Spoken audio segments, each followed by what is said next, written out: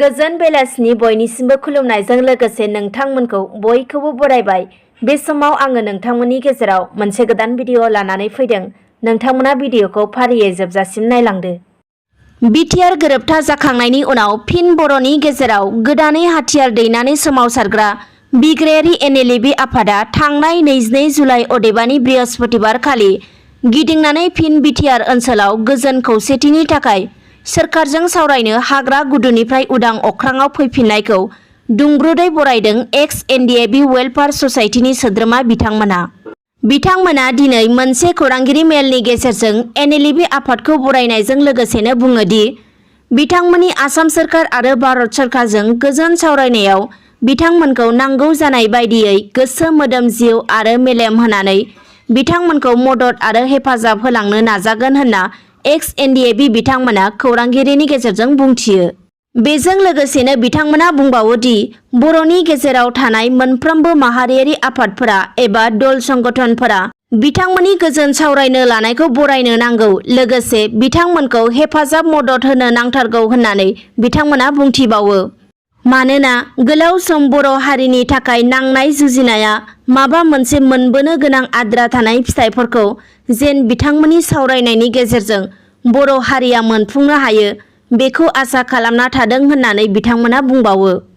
आरो फैबाय थानाय समाव बिथांमोननि गोजोन सावरायनायनि गेजेरजोंनो गोलाव सम NDFBनि सोमावसारनाय बा दुलाराय बर' फरायसा आफादनि सोमावसारनाय, BLTनि सोमावसारनाय, गुबुन गुबुन दल संगठननि सोमावसारनायाव जेन' बर' हारिया मोननो गोनां आद्रा दङ, बे मोननो गोनां आद्राफोरखौ बिथांमोननि सावरायनायनि गेजेरजोंनो बर' हारिया मोनफुंनो हायो। बिनिखायनो बर'नि गासै दल संगठननि आफादफोरखौ NDFBनि सोरखारजों गोजोन सावरायनायाव एक्स NDFB बिथांमोना मदद होलायनो बयखौबो खावलायो। आरो बर' हारिनि गेजेराव मोनसे गोजोन थासारि फैयो, जौगाखांनाया फैयो, बेखौ लानानै आसा खालामना थादों होननानैबो बिथांमोना बुंबावो।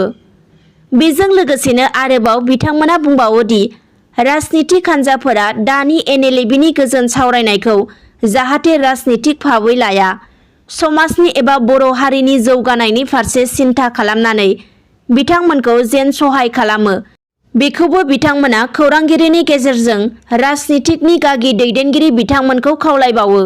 आरो फैबाय थानाय समाव बर' हारिया खौसेयै मोननो गोनां दाबिफोरखौ मोनफुंजोबनो हायो, बेखौबो बिथांमोना खौरांगिरिनि गेजेरजों खावलायबावो। आरो बिथांमोना NDFB आफादनि डिसिसन लानायखौ जोबोर मोजां होननानै बाख्नायो। लोगोसेनो आरोबाव बिथांमोना बुंबावो दि दिनै बर' हारिया गोलाव सम सोमावसारदोंमोनब्लाबो गोलाव समनि गेजेरजोंसो सोमावसारनायनि दाबि दावहाखौ आसाम सोरखार भारत सोरखारा खोनासंदोंमोन।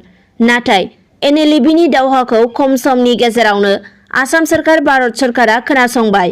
बेनि थाखाय आसाम सोरखार भारत सोरखारखौ साबायखर बावनायजों लोगोसेनो NDFBनि गासै दैदेनगिरि सोद्रोमाफोरखौबो एक्स NDFBनि जानानै साबायखर बावो होननानै बिथांमोना खौरांगिरिनि गेजेरजों फोरमायबावो।